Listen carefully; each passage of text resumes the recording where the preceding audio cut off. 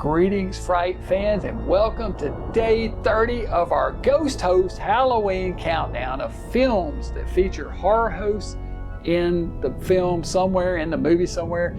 Maybe they directed it, maybe they were in it. Most of them have them as an actor.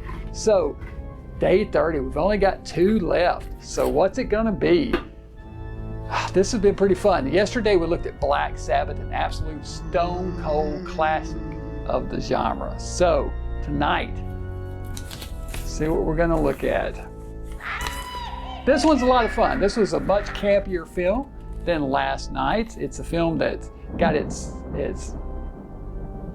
genesis in television, in the TV show. This is Munster, Go Home. In this big screen adaptation of the Munsters TV show, the family discovers that Herman has inherited an English manor from his deceased uncle Kavanaugh Munster.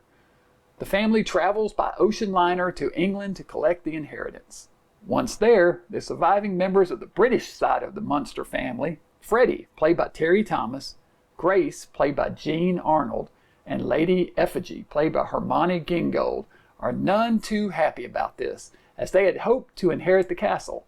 They try to scare the Munsters away by making the place appear haunted, which only serves to make them feel more at home, naturally. The villagers in the town of Shroudshire are all frightened of Munster Manor and hint at some dark secret lurking there. Herman and Grandpa sneak out in the middle of the night to investigate and try to uncover the secret of Munster Manor. In addition to the shenanigans going on in the castle, they also brought back the Dragula car for this one, and Herman drives it in a race there, wherein the English Munsters plot to kill him, along with the help of a mysterious villain known as the Griffin.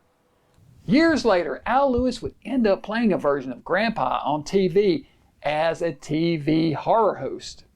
The show was called Super Scary Saturday, where he was known simply as Grandpa. It aired from 1987 to 1989 and was on the TBS Superstation on cable, which featured Grandpa introducing movies from a Dungeons set. He was basically doing the same Grandpa shtick from the Munsters. Welcome to Super Scary Saturday on the Super Station. We are gonna have fun. Now don't be scared, because you know Grandpa, he's gonna be there to protect you. He also appeared in a line of videos at the same time, introducing movies, trailers, and cartoons in Grandpa's Monster Movies, 1988, Grandpa's Silly Scaries, 1988, Grandpa Presents, 1988, Grandpa's Sci-Fi Hits, 1989, and Grandpa's More Silly Scaries, 1989. Overall, Munsters Go Home is a pretty fun little movie, even though it feels a bit awkward in places. It was made in 1966, just after the 2 seasons of the Munsters had wrapped up. It was a departure from the series in that it was filmed in color, allowing audiences to see the Munsters in brilliant Technicolor for the first time. It also didn't use a laugh track, which gave the film a bit of a different feel from the series. Some of the jokes seemed to fall flat, to be honest, where they would have been propped up with a laugh track ordinarily. The entire Munster cast is present. Fred Gwynne as Herman, Al Lewis as Grandpa, Yvonne DiCarlo as Lily, and Butch Patrick as Eddie, with one exception. This time around, Marilyn was played by Debbie Watson, making her the 3rd actress to play the part behind Pat Priest and Beverly Owen. Oh, and did I mention John Carradine appears in this film as well? He plays Crookshank, the family butler of Munster Manor. After this movie, there would be several other Munster movies. A 1-hour animated TV movie called The Mini Munsters in 1973, The Munsters' Revenge, a TV movie, in 1981, Here Come the Munsters, another made-for-TV movie, in 1995, The Munsters' Scary Little Christmas, a made-for-TV movie in 1996, and The Munsters, a 2022 film from director Rob Zombie.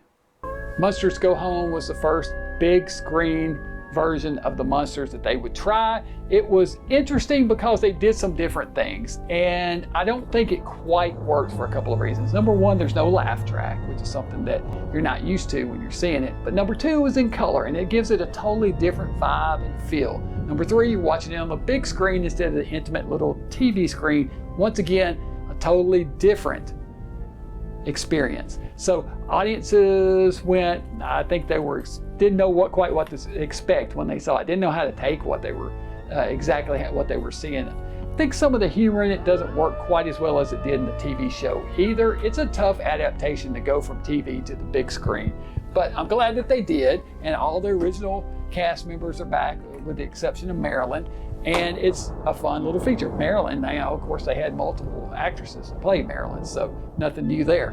All right, I'm gonna give Munster Go Home 3 skulls. Fun film, again, not great, not bad. It's pretty cool.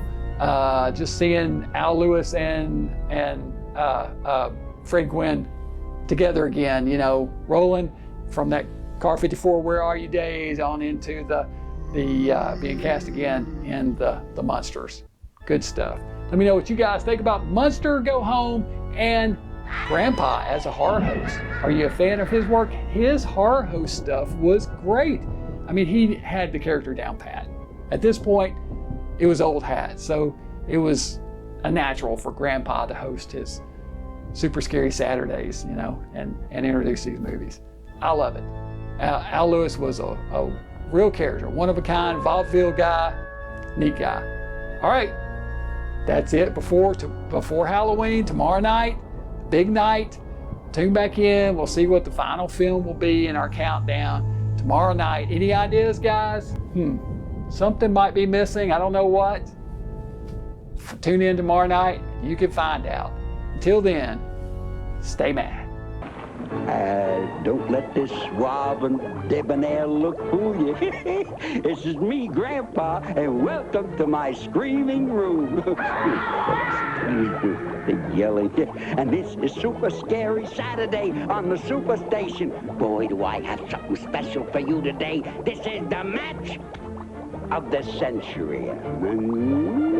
Winner take all, loser leaves town, and there's no time limit. King Kong versus Godzilla.